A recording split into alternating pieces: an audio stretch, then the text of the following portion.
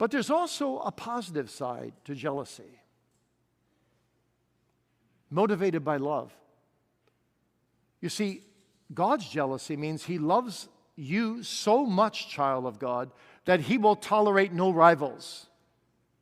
He will tolerate no other gods. There's an exclusiveness about God's love that will allow no one else to enter into that relationship between Him and His people. That is beautiful love.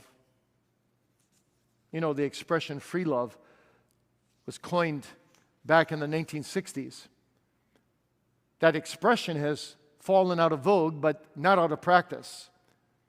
Many people today want to be free in their loving relationships, free to move from one partner to the next, free when they're tired of one person to divorce or maybe not even get married at all, just live together and move to someone else, free even to have several partners at one time. It's abominable in God's sight.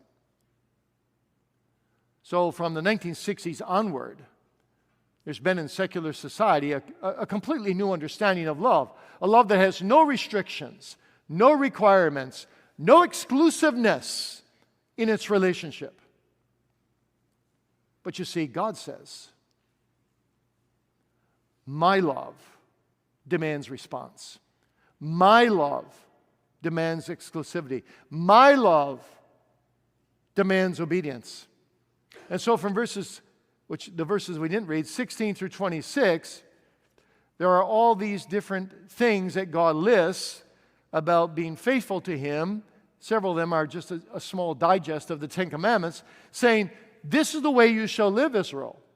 Now that I've still continued to love you, despite your unfaithfulness to me, and you repent before me, I do have some requirements. I do demand exclusivity of your love through obedience. Lest thou, verses 15, 16, make a covenant with the inhabitants of the land, and they go whoring after their gods and do sacrifice to their gods, and one call on thee, and thou eat of his sacrifice, and thou take of their daughters unto thy sons, and their daughters go whoring after other gods. You see, God is a jealous God. And that's why in the New Testament, we're explicitly told, if you're a believer, you are not to marry an unbeliever, because you're marrying someone who's centered on God, and you're bringing yourself into a close human alliance with someone who has a whole different life philosophy. You shall not yoke yourself with an unbeliever.